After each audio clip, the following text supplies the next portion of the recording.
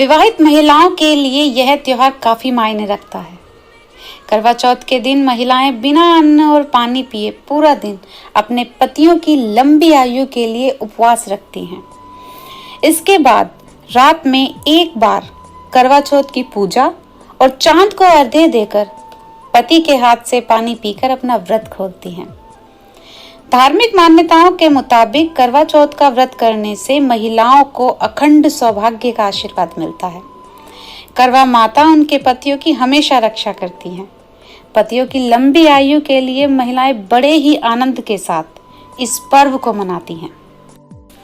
इसी व्रत से जुड़ी कुछ कथाएं आज हम आपको सुनाने जा रहे हैं, जिनमें से सबसे पहली कथा है जब माता पार्वती ने रखा था भगवान शिव के लिए करवा चौथ का व्रत। मान्यताओं के अनुसार सबसे पहले माता पार्वती ने यह व्रत भगवान शिव के लिए रखा था। इसके बाद ही उन्हें अखंड सौभाग्य प्राप्त हुआ था। इसीलिए इस व्रत में भगवान शिव एवं माता पार्वती की पूजा भी की जाती है। वहीं दूसरी कथा के अनुसार जब द्रौपदी ने पांडवों के लिए रखा था करवा चौथ का व्रत। मान्यताओं के अनुसार जब पांडव नीलगिरी के जंगल में तपस्या और भ्रमण कर रहे थे, तब द्रौपदी उनके लिए काफी परेशान होने लगी थी।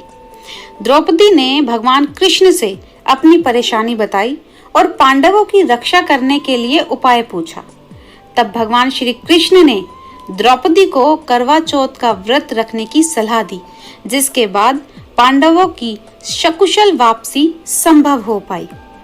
वहीं तीसरी कथा जब देवताओं की पत्नियों ने एक साथ रखा था करवा चौथ का व्रत। एक बार देवताओं और राक्षसों के बीच भयानक युद्ध छिड़ गया था, जिसमें देवताओं की हार होने लगी थी। हार से बचने के लिए सभी देवता ब्रह्मा जी के पास गए। तब उन्होंने जीत के लिए उपाय बताया। ब्रह्मदेव ने कहा कि इस संकट से बचने के लिए सभी देवताओं की पत्नियों को अपने अपने पतियों के लिए व्रत रखना चाहिए और सच्चे दिल से उनकी विजय के लिए प्रार्थना करनी चाहिए।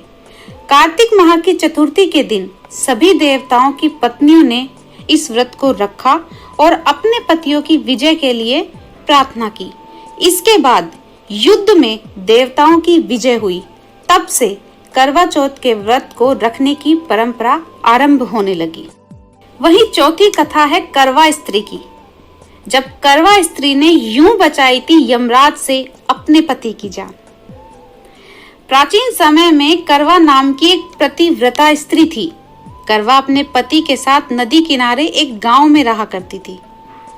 एक दिन उसका पति नदी में स्नान के लिए नहाने चला गया।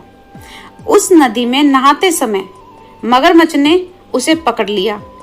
करवा का पति डरकर करवा करवा चिल्लाने लगा और करवा को मदद के लिए पुकारने लगा।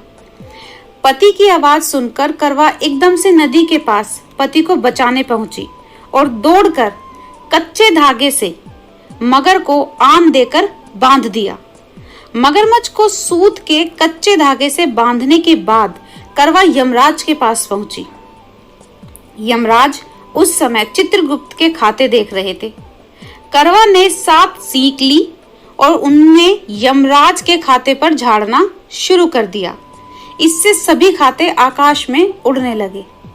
अब करवा की ये हरकत देखकर यमराज घबरा गए और बोले कि देवी, तुम क्या चाहती हो?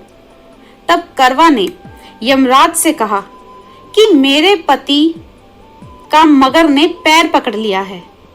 आप उस मगर को अपनी शक्ति से नरक में ले जाओ और मेरे पति को चिरायु करो।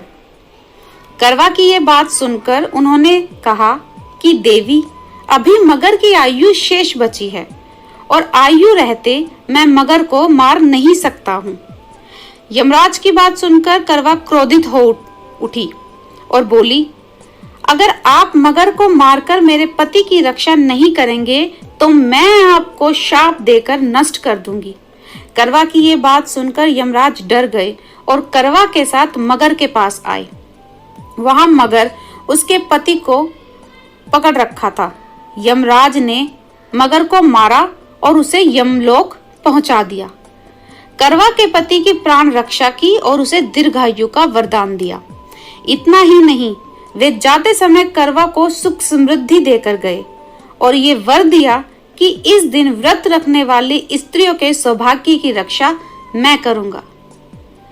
आज की आपको हमारी ये कहानियां कैसी लगी हमें कमेंट बॉक्स में जरूर बताइएगा, और अगर इन कहानियों में हमसे कोई भूल या कोई गलती हुई हो तो उसके लिए आप हमें कृपया करके क्षमा कीजिएगा।